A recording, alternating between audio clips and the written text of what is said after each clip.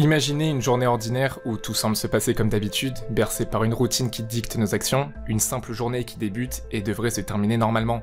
Mais soudain, un cahier intitulé Death Note tombe par terre. Pour certains, il passerait inaperçu, d'autres ne le prendraient pas car ça ne leur appartient pas, et puis des personnes un peu plus curieuses, ceux dont l'esprit s'éveille à la vue de l'inconnu, le prendraient dans les mains et liraient. Death Note. 直訳で死のノート。 Sûrement une bêtise ou une blague de quelqu'un.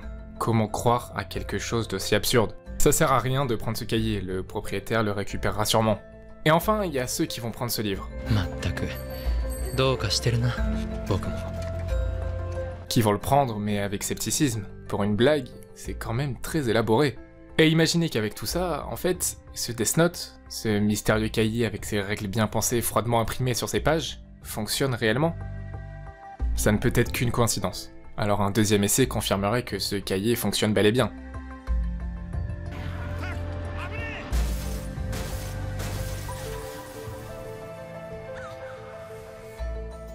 Un cahier avec plein de pages blanches, des pages vides, mais aussi plein de règles. Ces règles qui expliquent comment utiliser ce Death Note. Et parmi les règles que l'on aperçoit, il y en a une qui attire notre curiosité. Découvrir Zenless Zone Zero. Et oui, laissez-moi vous présenter le partenaire de cette vidéo. Zenless Zone Zero, un RPG d'action développé par les créateurs de Genshin Impact. Venez découvrir un univers fascinant où chaque recoin cache une aventure. Un jeu disponible sur PC, PS5 et mobile. Zenless Zone Zero, ou ZZZ pour les intimes, c'est un jeu qui marie un style artistique unique et des designs de personnages inspirés des animés. Plongé dans ce futur proche, où les néantres ont ravagé le monde, et en tant que proxy professionnel, vous devrez aider les personnes perdues dans les néantres. Mais attention, dépassant les limites de la légalité, vous devrez, tout comme Light Yagami, cacher votre véritable identité. Dans ZZZ, chaque combat est palpitant, conçu pour être à la fois accessible pour les débutants et stimulant pour les joueurs qui aiment le challenge. Il y a plein de possibilités de stratégie à imaginer pour être les plus astucieux en combat. Profitez de la vie quotidienne dans la ville de la Nouvelle Eridu pour vous amuser, rencontrer d'autres personnages et améliorer vos équipements. Le jeu est vraiment magnifique, il y a un style futuriste unique en son genre, les expressions et les gestuels des personnages sont réalistes, et tout ça dans une histoire intrigante avec des musiques incroyables. Le jeu est en free-to-play et sort officiellement le 4 juillet.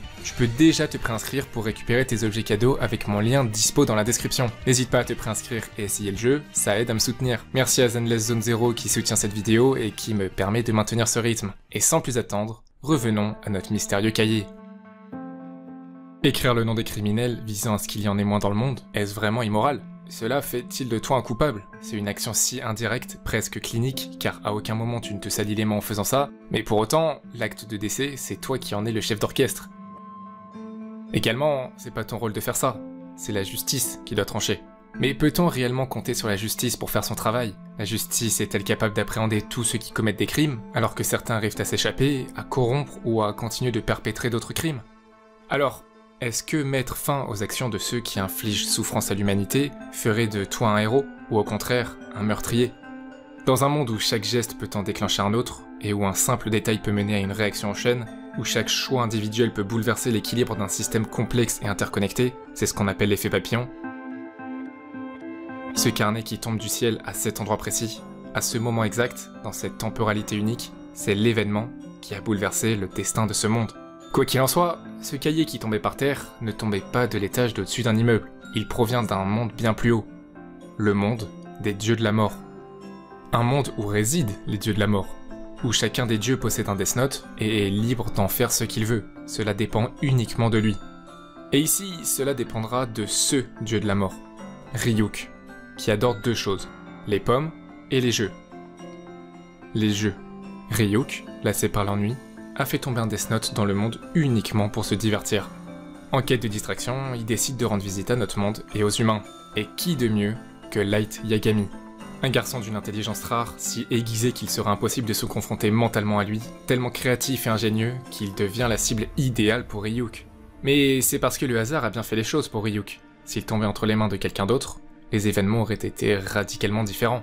Et sachez que c'est arrivé, parce qu'avant le début de l'histoire que l'on connaît, ce Death Note était tombé entre les mains d'un jeune garçon de 13 ans, Taro Kagami, qui, totalement innocemment, pensait l'utiliser comme un journal intime, ignorant les terribles pouvoirs qu'il détenait. Il commença alors à écrire qu'à l'école il s'est fait harceler par deux autres garçons de sa classe, en écrivant leur nom.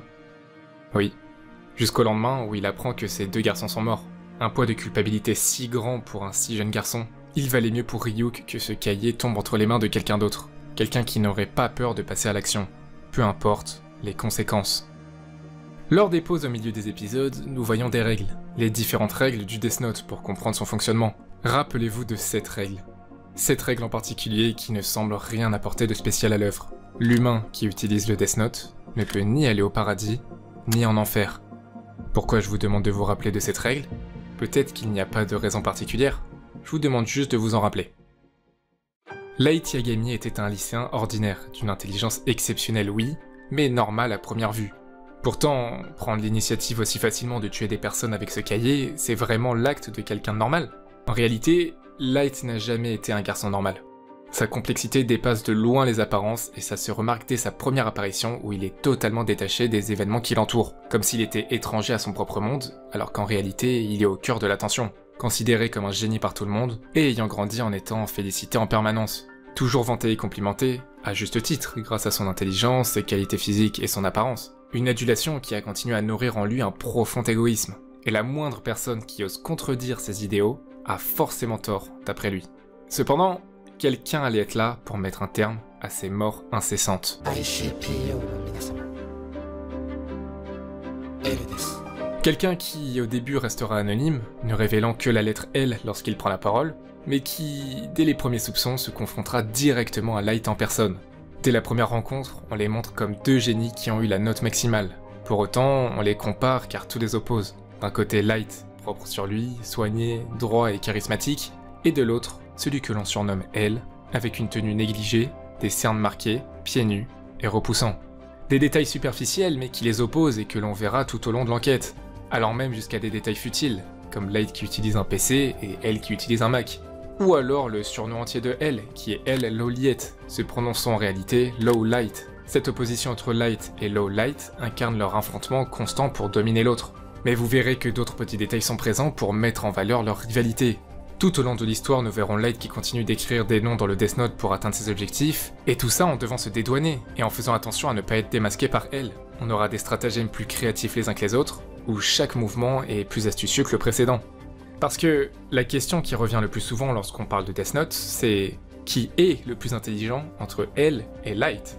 Une question qui fait énormément débat, mais dont la réponse est en fait bien plus claire qu'on ne l'imagine. Est-ce que vous vous souvenez de ce match de tennis dans le 10e épisode? Alors oui, on dirait qu'il n'y a aucune transition dans mes propos, mais vous verrez qu'en réalité, c'est bien plus lié qu'il n'y paraît. Ce match de tennis, à première vue, il sert juste à montrer la rivalité entre deux génies, ça sert aussi à montrer leurs aptitudes physiques impressionnantes. On est comme les spectateurs, à observer naïvement ces échanges intenses, sans savoir qu'en fait, ce match de tennis va prédire absolument toute la suite pour L et Light.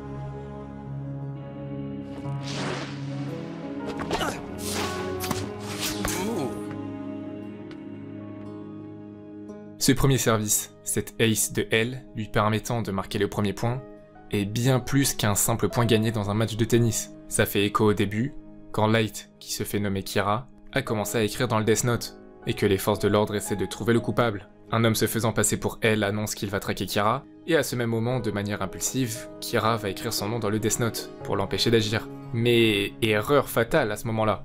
Il ne s'agissait pas de L mais d'un condamné à mort dont l'exécution était déjà programmée. Cela permettait de prouver que Kira peut bel et bien tuer quelqu'un à distance, mais aussi l'intervention à la télévision était diffusée à plusieurs heures différentes en fonction des régions, permettant de savoir dans quelle région Kira se situe lorsqu'il passe à l'action, marquant ainsi un premier coup décisif.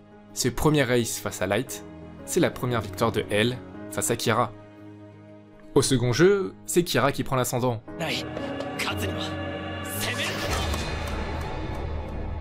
Cela fait référence au test qu'il a réalisé sur des détenus en prison. Son objectif était de comprendre les limites du Death Note. Parmi les détenus qu'il a tués, il a demandé à l'un d'entre eux de réaliser un dessin au mur, et pour un autre, il a demandé d'écrire une lettre bien précise. Ces dessins et ces lettres n'ont aucune réelle signification pour Kira, c'était juste pour mener elle sur une fausse piste.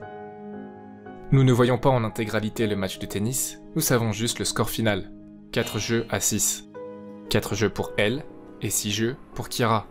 Le prochain jeu marqué pour Light, c'est lorsqu'il est surveillé par des caméras cachées et qu'il va réussir à utiliser le Death Note malgré tout. En fait, il a compris que des personnes s'étaient infiltrées dans sa chambre grâce à la position de la poignée de sa porte, que Light prend soin de baisser légèrement. Et s'il voit qu'elle est finalement horizontale, cela veut dire que quelqu'un a touché la poignée. Il installe aussi une mine de critérium sur les charnières de la porte, et si quelqu'un l'ouvre, alors la mine se casse, confirmant ses soupçons.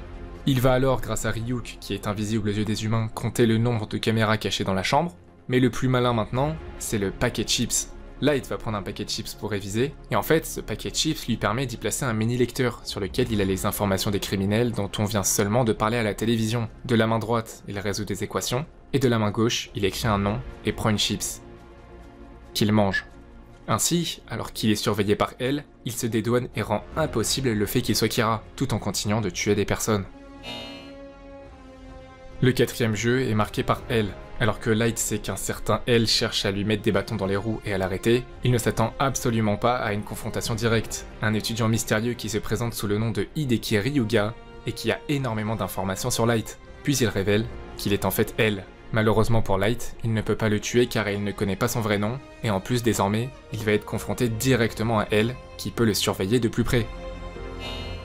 Le cinquième jeu, il est encore pour L, avec la découverte d'un deuxième Kira. En effet, Misa Amane possède aussi un Death Note, lui conférant le pouvoir de tuer en écrivant des noms dans le cahier. Cependant, Misa est bien moins prudente et intelligente que Light. Ses premiers agissements proviennent de cassettes qui ont été diffusées à Sakura TV, dans lesquelles il y a des messages audio préenregistrés de Kira. Elle a découvert qu'il y a des poils de chat, de la poudre de maquillage et des fibres de vêtements dans la chambre de Misa qui sont similaires à se trouver sur la bande adhésive des enveloppes contenant les cassettes envoyées à Sakura TV. Misa est alors soupçonnée, et finalement capturée. Misa possédait un atout que Light n'avait pas, des pupilles capables de voir le vrai nom des personnes. Et en connaissant le vrai nom de elle, il aurait été possible de le tuer. Mais elle, en restant proche de Light, s'est en fait protégée et s'est approchée de la vérité, en mettant Misa hors d'état de nuire. Le sixième jeu, marqué par Kira, c'est lorsqu'il propose d'être confiné pour prouver qu'il n'est pas l'auteur des meurtres en cours. Et en plus de ça, il décide de renoncer à la propriété du Death Note, engendrant un effacement total de ses souvenirs liés au Death Note, le faisant ainsi oublier qu'il est Kira. Pareil pour Misa, elle s'est aussi détachée du Death Note lui faisant perdre ses souvenirs. Pour autant, les crimes de Kira vont continuer alors que Light et Misa sont confinés. Cela va innocenter Light et Misa et renforcer le mystère autour de la véritable identité de Kira. Le septième jeu est marqué par elle, qui continuera à soupçonner Light malgré les faibles chances qu'il soit Kira, parce qu'il se rappelle que les cassettes audio ont bien été envoyées par Misa. Il ne veut pas abandonner sa piste et décide de se menotter à Light. Tant que Light est bloqué avec elle, il ne peut pas continuer son plan. Et maintenant, si vous remarquez, elle a marqué 4 jeux, et Light n'en a marqué que 3 sur 6. Cela veut dire que maintenant les 3 prochains jeux sont pour Light, et elle a en réalité déjà perdu sans qu'on ne le sache. Et cela va commencer par la découverte d'un nouveau Kira. Dans son plan, Light a demandé à Rem, la déesse de la mort qui suit Misa, de donner son Death Note à un individu cupide et égoïste, qui l'utiliserait pour atteindre un statut social plus élevé. Cet individu s'appelle Iguchi, et en recevant le Death Note, il reçoit l'ordre de Rem de causer quelques meurtres de criminels avant de pouvoir l'utiliser à sa guise. L'argent étant son unique obsession. Il accepte en devenant officiellement le nouveau Kira, et commet également des crimes dans d'autres entreprises concurrentes afin de maintenir la domination de son entreprise. Iguchi se fait finalement piéger par Rem et Misa qui le manipulent afin qu'il révèle son identité en tant que Kira, le but étant d'induire elle en erreur et qu'il croit que le vrai Kira, c'est Iguchi. Cela mènera à une poursuite visant à arrêter Iguchi. Elle trouvera alors le Death Note qu'il avait et découvre que les dieux de la mort existent. Un simple contact avec le cahier permet de voir ces entités mystérieuses. Light, qui travaillait avec lui sur l'enquête, et qui, je le rappelle, s'est séparé du Death Note, le faisant oublier totalement ses souvenirs, entre de nouveau en contact avec le Death Note et se rappelle qu'il est le Kira originel.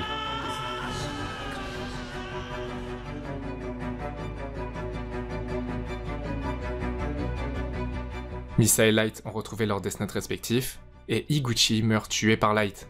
La stratégie audacieuse de Light a porté ses fruits, car il a réussi à totalement s'innocenter grâce à ce coup de maître, en prenant le risque d'oublier totalement ses souvenirs pour s'en rappeler au moment opportun.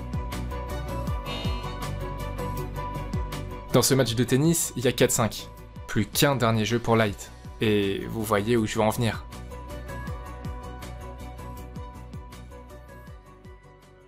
Ce dernier jeu de Light est symbolique de sa victoire finale, c'est lorsqu'il a gagné sa confrontation, lorsqu'il n'y aura plus personne pour le gêner dans ses actions, lorsque elle meurt. Pour comprendre exactement comment elle meurt, en fait, il faut comprendre que Light a ajouté une fausse règle dans le Death Note, avant qu'il ne le donne et perde ses souvenirs. Cette règle fictive stipule que le propriétaire devait utiliser le cahier au moins une fois tous les 13 jours sous peine de périr. C'était la stratégie de Light, parce que s'il passe plus de 13 jours en détention et attaché à elle, alors cela l'innocente forcément, car dépasser 13 jours enfreindrait cette règle. Cependant, après avoir récupéré le Death Note pour le comprendre, elle a décidé d'expérimenter cette fameuse règle, en demandant à un condamné à mort de tuer quelqu'un avec le cahier et d'attendre 13 jours. S'il ne meurt pas au bout de 13 jours, alors cela veut dire que la règle est fausse. Et ainsi, Misa et Light mentent, et sont directement incriminés sans aucun moyen de le contourner. Parce que Higuchi est mort, et ainsi il ne devrait plus y avoir de Kira. Mais les crimes ont pour autant continué, car Misa utilise le Death Note et assume le rôle de Kira. Misa et Light seraient ainsi les premières cibles de L, et au fond de lui, il devait savoir que Light était en fait Kira, mais n'avait que cette règle comme moyen d'enfin le prouver. Rem, déesse de la mort de Nissa, a juré protection de cette dernière. Et en remarquant que le plan de L mettrait forcément Misa en danger, elle décide de passer à l'action et tuer L.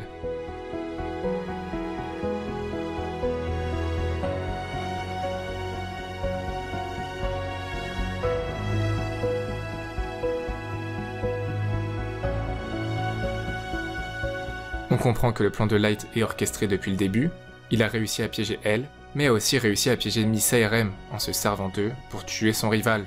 Rem, malgré sa haine pour Light, est obligée de passer à l'action, mais en tuant un être humain pour en protéger un autre, elle scelle son propre destin. Selon les règles, un dieu de la mort qui tue un humain pour en protéger un autre se transforme en poussière. Light a réussi à éliminer Rem et L d'un seul coup, et c'est comme ça que ce match de tennis s'est terminé. 4-6, victoire de Light contre L.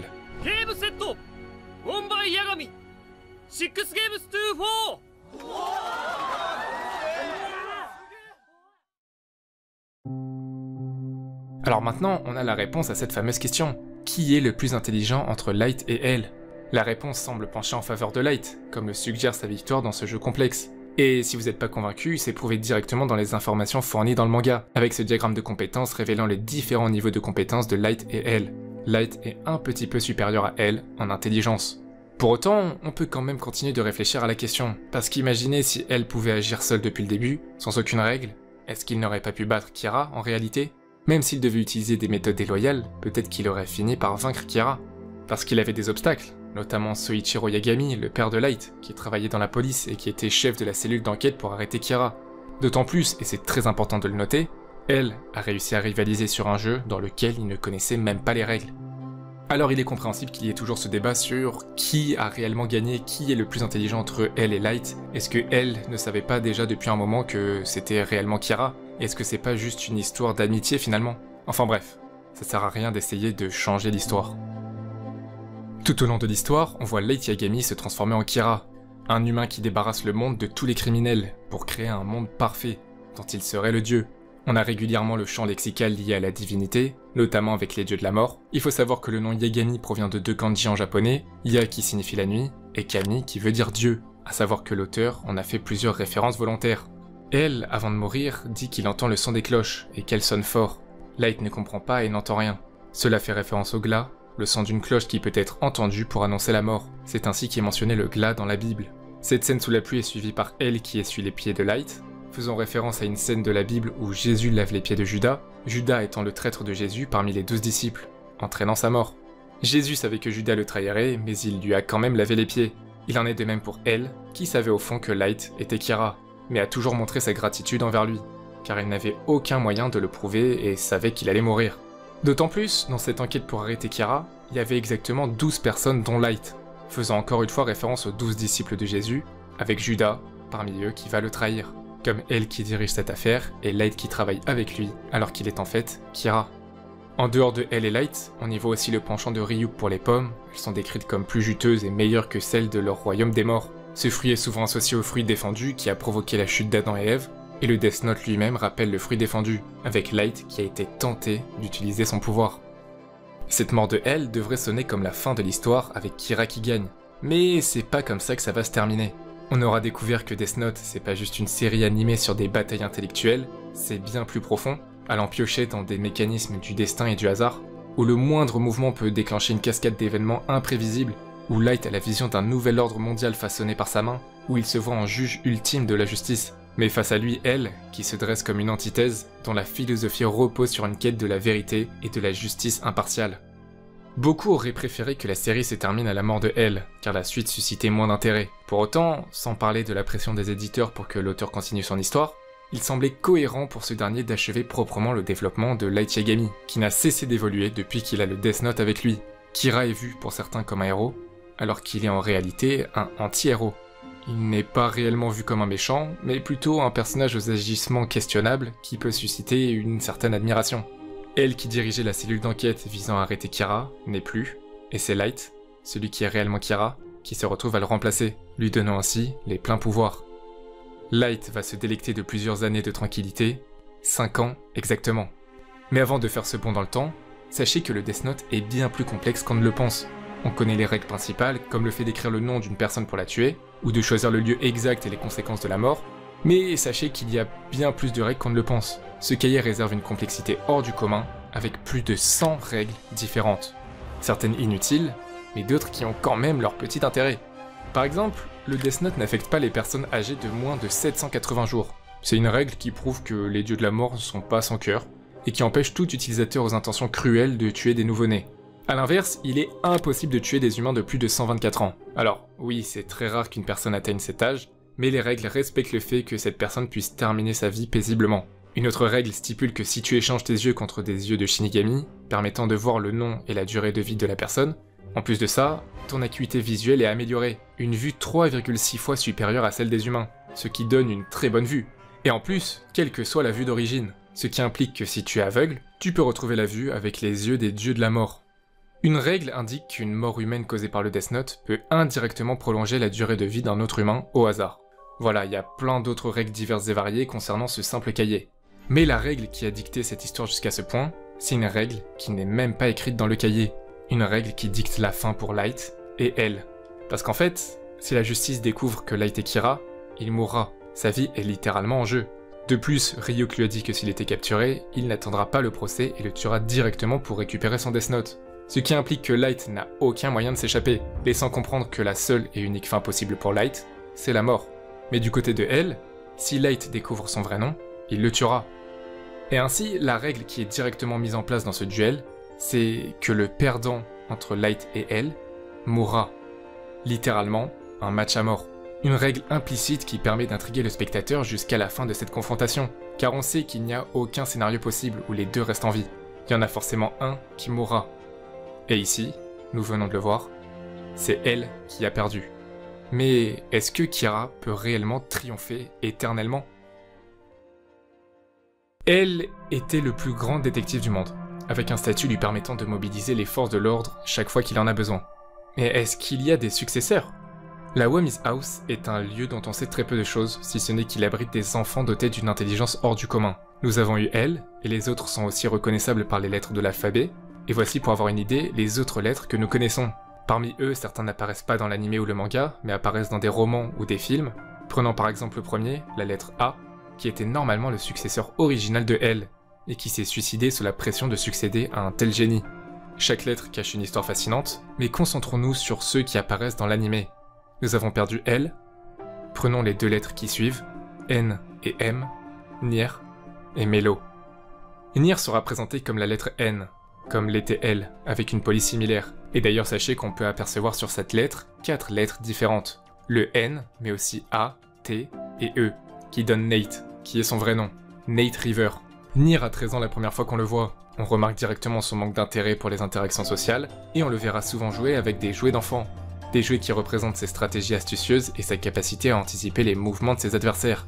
Melo sera présenté avec un sentiment d'infériorité par rapport à Nier, et un désir obsessionnel de surpasser son rival. Il est moralement ambigu en agissant comme quelqu'un de mauvais, pour autant il montrera des moments de remords et de respect envers certains personnages. C'est seulement son obsession à devenir meilleur qui le pousse à affronter des défis impossibles.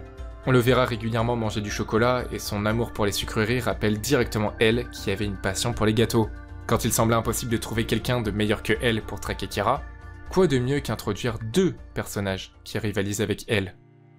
Melo ne reculera devant rien pour s'emparer des Death Note en circulation, allant jusqu'à kidnapper la fille du chef de la cellule d'enquête, Sayu Yagami, fille de Soichiro Yagami.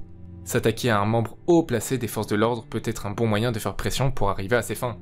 Là, on touche directement aux membres de la famille de Light Yagami, c'est sa sœur. on a là une stratégie bien différente qui nous fera nous demander de quelle manière il réagira. Le père de Light se rend sur le lieu pour échanger le Death Note contre sa fille, et en plus de ça, il conclut un accord avec Ryuk pour obtenir des yeux de Shinigami, qui je le rappelle permettent de lire le vrai nom d'une personne, pour pouvoir ensuite l'écrire dans le cahier. Soichiro se retrouve face à Melo, celui qui a kidnappé sa fille, et lit son vrai nom, Mihail Kill, et juste avant de pouvoir l'écrire, il est abattu. Il meurt devant son fils, et avec ses pupilles, il voit la durée de vie qui n'a pas diminué, et sans croire qu'il n'est pas Kira. En pensant que son fils n'est pas Kira, il peut mourir paisiblement. Light lui demande d'écrire le nom de Melo avant qu'il meure, mais il ne le fera pas, et nous voyons Light crier comme s'il était plus préoccupé par le fait d'avoir loupé sa chance de vaincre Melo que d'avoir perdu son père. Ce serait cruel de dire qu'il n'était pas touché, il l'était, mais sa mission en tant que Kira a désormais pris le dessus sur tout, même la famille. Le père de Light lui a dit le vrai nom de Melo, mais c'est pas suffisant pour le tuer, car la règle du Death Note stipule qu'il faut connaître le nom et le visage de la personne. Or, Light n'a aucune idée de ce à quoi ressemble Melo. Nier reçoit cependant des informations de l'enquête précédant la mort de L, et déduit que Light peut toujours être Kira, étant donné que la fausse règle des 13 jours n'a jamais été testée. Mais Kira aura quelque chose de plus avec lui. En tuant les criminels, de nombreuses personnes voient Kira comme un dieu, et le soutiennent en manifestant, allant même jusqu'à la volonté de créer un temple pour son culte. Il gagne des partisans à travers le monde, des adorateurs qui voient en lui un sauveur, quelqu'un qui prend enfin des mesures décisives contre l'injustice et l'impuissance des systèmes traditionnels. Il y a comme une fascination pour sa vision du monde, une approche de la justice qui résonne avec ceux qui recherchent la sécurité, même au prix de la morale. Kira était une figure mystérieuse, et de leur point de vue omnipotente, c'est-à-dire une entité toute puissante. Ils lui font pleinement confiance. En voyant que le taux de criminalité atteint presque les 0% grâce à la justice de Kira, les gouvernements vont même jusqu'à le soutenir. Il y a carrément une émission de télévision sur la chaîne la plus connue, visant à discuter de Kira, une émission qui devient de plus en plus extrême faisant la promotion de Kira en tant que divinité. On peut même parler de dérive sectaire lorsque l'animateur de l'émission nomme des membres dans son église, qui seraient des représentants de Kira, leur promettant qu'il rencontrera Kira un jour. Mais bon, ça, évidemment, ça pose problème à Light, qui souhaite pas révéler son identité, même à des représentants qui l'idolâtrent. Dans ces représentants, beaucoup ont été personnellement touchés par des crimes ou des injustices qu'ils estiment impunis, et ils voient en Kira un exécuteur qui rend la justice qu'ils pensent mériter. Parmi les représentants figure Teru Mikami, le représentant qui deviendra la main de Dieu, le second de Kira, un tel rôle qui lui permettra d'utiliser le Death Note. Teru Mikami était particulièrement organisé et méthodique, il remplit une page du Death Note par jour, il va au sport le mardi et le jeudi, et se rend à la banque tous les 25 du mois. N'oubliez pas ça, c'est important. De son côté, Light va demander à Misa d'abandonner son cahier, qui lui fera perdre tous ses souvenirs liés au Death Note, et va séduire une ancienne camarade de classe fan de Kira, Kiyomi Takada, qui était animatrice à la télévision et qui sera chargée de faire passer les messages de Kira avec précision. L'objectif de Light ici était de faire de Kiyomi Takada l'intermédiaire entre lui et Mikami. Mais la jeune femme se fera kidnapper par Melo, sauf que cette dernière connaît le nom de Melo car Light l'a appris aux côtés de son père. Et cette fois, elle connaît aussi son visage. Alors heureusement, Light a pensé à lui donner une page du Death Note, dans le cas où elle se ferait kidnapper, elle écrit le nom de Melo, entraînant sa mort. Light, en entendant parler de ça, utilise son morceau du Death Note pour la faire se suicider en mettant feu à tout ce qui l'entoure, afin de détruire les preuves. Et peu après ça, Nier donne rendez-vous à Light, car il est de nouveau soupçonné, et ce dernier accepte car il pense avoir anticipé tous les plans de Nier. Light a demandé à Mikami de créer un faux Death Note de toutes pièces, dans le but de tromper Nier et l'organisation qui traque Kira. La stratégie ici de la part de Light était que Nier serait suffisamment malin pour échanger son cahier par un faux. Il connaissait sa routine de vie et son organisation à force de l'observer, et ce serait assez simple d'échanger son cahier. Le jour du rendez-vous arrive, Light est face à Nier, et Mikami assiste à la rencontre, avec le Death Note, pour qu'il puisse noter les noms de tout le monde, sauf Light. 40 secondes plus tard, Light annonce qu'il a gagné.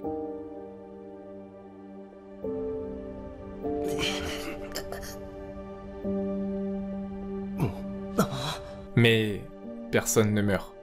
Et là, soyez attentifs car il faut bien comprendre ce qui s'est passé. Je viens de vous raconter comment Kiyomi Takada est morte, c'est Light qui a ordonné qu'elle se suicide, mais Mikami, de son côté, a aussi appris que Melo avait kidnappé Takada, et ainsi pour aider Light, il a demandé à ce que Takada meure dans son Death Note, sans savoir que Light l'avait déjà fait de son côté. Elle est là l'erreur. Mikami n'a pas suivi le plan et s'est empressé de récupérer le Death Note à la banque pour tuer Takada en pensant aider Light. Mais comme Nier et l'organisation ont analysé tous les faits et gestes de Mikami, ils ont découvert une rupture soudaine dans ses habitudes. Il est retourné à la banque alors que d'habitude il n'y va que le 25 du mois.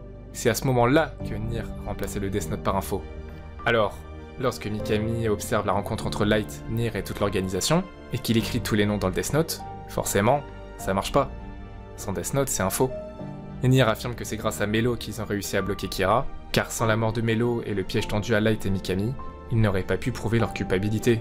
Nier et Melo n'ont pas seulement réussi à égaler elle, ils l'ont surpassée, et ont vengé sa mort en conduisant Kira à sa chute.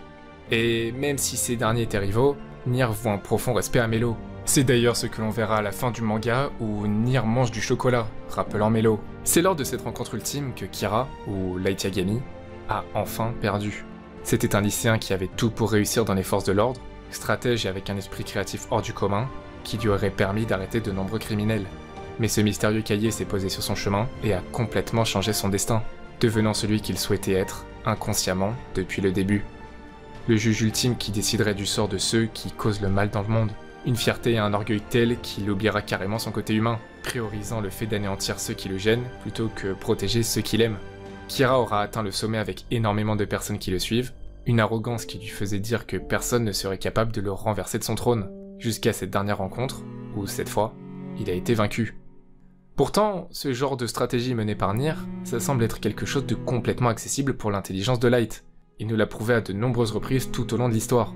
Mais cette fierté l'a aveuglé, le rendant plus vulnérable. Ce que nous observons tout au long de l'histoire, c'est l'évolution de la justice de Light, qui au départ cherche juste à tuer les criminels pour un monde paisible, mais qui va assez rapidement perdre en humanité, notamment avec Rape Ember, qui est un des moments les plus marquants de l'œuvre. Rape Ember qui enquêtait sur Light était un des premiers obstacles de Light. Il n'était pas préparé à ça et on le voit par sa réaction auprès de Ryuk. Rape Ember ne faisait qu'exercer son métier, pour autant ça ne va pas freiner Light à le tuer. À partir de ce moment-là, on comprend qu'il est capable de tuer également ceux qui vont à l'encontre de ses idéaux. Cela s'ensuit par la mort de Naomi Misora, la fiancée de Rape Ember qui cherchait à le tuer et donc arrêter Kira. Elle donnera sa confiance à Light, et ce dernier réussira donc à la tuer. Kira, en voyant un mouvement de fans se créer, ne peut que se conforter dans ses choix, en se disant qu'il a raison. Pour autant, avec le recul, Kira en tuant les criminels, a seulement créé une vague de haine sans fin, car il n'a pas résolu les problèmes plus larges de la société. Il n'a pas résolu la source des problèmes. Ces problèmes qui créent des comportements criminels comme la pauvreté ou le manque de services liés à l'éducation et la santé mentale. Les criminels n'auraient cessé d'apparaître, puisque les conditions qui les créent existent toujours. Mais bon, là on peut entrer dans un débat sans fin. Est-ce que Kira avait raison ou non? Quoi qu'il en soit, son comportement calme du début a évolué en quelqu'un de monstrueux, et c'est comme ça que ça se termine pour lui. Alors qu'il sait qu'il a perdu, il perd le contrôle et montre son vrai visage. Le visage de quelqu'un qui a été totalement corrompu par le pouvoir.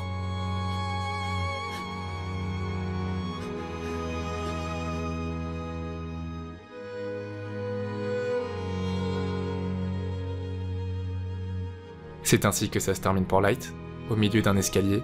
Rappelez-vous, cette règle. L'humain qui utilise le Death Note ne peut ni aller au paradis, ni en enfer. Light meurt de ses blessures au milieu d'un escalier, faisant allusion au fait qu'il n'est mort ni en bas, ni en haut, ni en enfer, ni au paradis. Maintenant que nous avons vu plusieurs utilisations de ce mystérieux cahier, les questions que l'on se pose à l'issue de cette œuvre, c'est « Et vous ? Qu'est-ce que vous auriez fait si vous aviez un Death Note ?»